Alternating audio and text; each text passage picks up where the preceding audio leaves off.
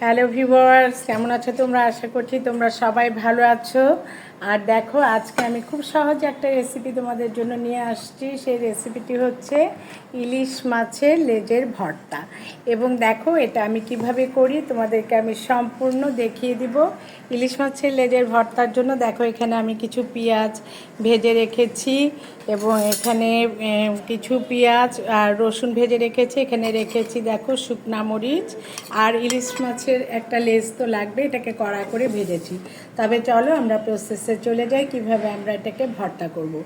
আচ্ছা দেখো, এখানে আমি প্রথমে যে এখানে লেজাটা ভেজে রেখেছি ওটাকে আমি সুন্দর করে আগে কাটা ছেড়ে বেছে নিব। হ্যাঁ, কাটা যেন থাকা যাবে না। দেখো, আমি প্রত্যেকটা কাটা ছেড়ে ছেড়ে বেছে নিব। নিয়ে এখানে আমি দেব, কারণ কাটা গলায় গেলে তো আর সুন্দর করে মজা করে খাওয়া হবে না। আর দেখো, এভাবে বেছে যেন একটা কাটা না থাকে, এইভাবে বেছে বেছে আমি রাখছি। আর যদি কড়া করে ভাজো না, তাহলে দেখবে যে কাটা কিন্তু থাকবে না, দু একটা থাকবে, ওটা তোমরা হাত দিয়ে ছেড়েও নিতে পারবে। কড়া করে ভাজলে একটা কাটাও থাকবে না, দেখবে। হুম। আর কড়া করে ভাজলে কাঁটাগুলো ইয়ে হয়ে যায়, তাড়াতাড়ি ভাজতে তোমাদের অত কষ্ট হবে না। আর সবাই বলে চলো ইলিশ মাছের লেজা ভর্তা খেতে, সেই চলে যাই আমরা কোথায় যেন ইলিশ মাছের লেজা ভর্তা খাবে, ওখানে যেতে বলে সবাই যে চলো আমরা চলে যাই ইলিশ মাছের লেজা ভর্তা খাওয়ার জন্য। ওখানে নাকি খুবই ভালো লেজা ভর্তা করা হয়। আমি অনেক দিন ট্রাই করেছি, কিন্তু তখন আমার এত ভালো হয়নি। ভাবলাম যে আজকে একটু ট্রাই করে দেখি।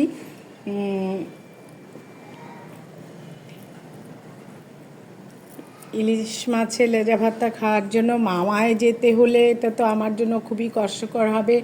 আর তাই ভাবলাম যে মামায় যদি না যেয়ে ঘরে বসে আমি নিজে একটু চেষ্টা করি তাহলে কেমন হয়।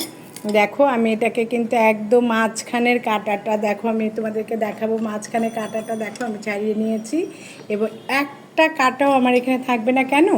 কারণ একটা কাঁটা থাকলেও আমার বাসার লোকজন তারা এটাকে খাবেই না।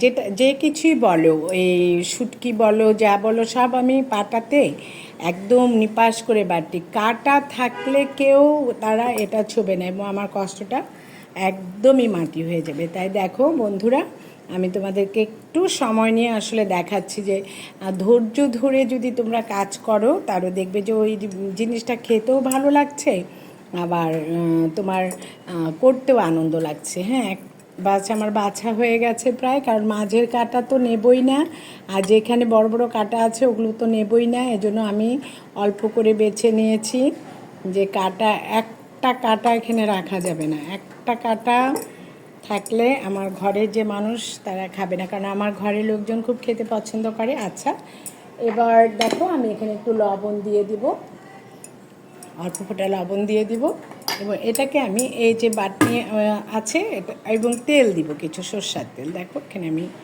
তেল দিয়ে দিচ্ছি, এবং এই যে এখানে দেখো বাটনি রয়েছে, এটা দিয়ে আমি কিন্তু এটাকে এখন বাটবো। আর মরিচগুলোকে একদম কড়কড়া করে নেবে, যাতে একদম মরিচগুলো সুন্দর একদম মিশে হয়ে যায়। ইলিশ মাছের লেজা ভর্তা খাওয়ার জন্য মাওয়ায় যেতে হবে অসম্ভব। আমি কোনোদিনও এটাকে মানি না। দেখো একটা কাঁটা দেখা যাচ্ছে, এটাকে আমি হাতে ফেলে দেবো, মানি না। এই জন্য আমি এটাকে নিজের মতো করে, আমি রান্নাটাকে সবসময় নিজের মানে মতো করে আমি রাখতে খুব ভালোবাসি, এবং রান্না নিয়ে আমি এক্সপেরিমেন্টও করি। আমি একেবারে যে খুবই রান্নায় পটু তা নয়, কিন্তু দেখো হাত লাগাতেই হবে, কারণ ভর্তা ভাতটিতে যদি তুমি একটু হাত না লাগাও তাহলে কিন্তু হবে না। দেখো মরিচগুলোকে সেই রকম করে ডলতে হবে।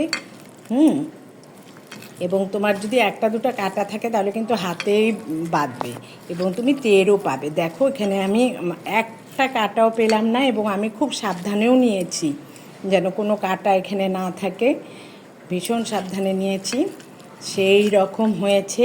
আর যদি এটার মধ্যে একটু ধনিয়া পাতা দেওয়া যেত তাহলে আর কি বলবো, একেবারে ফাটাফাটি।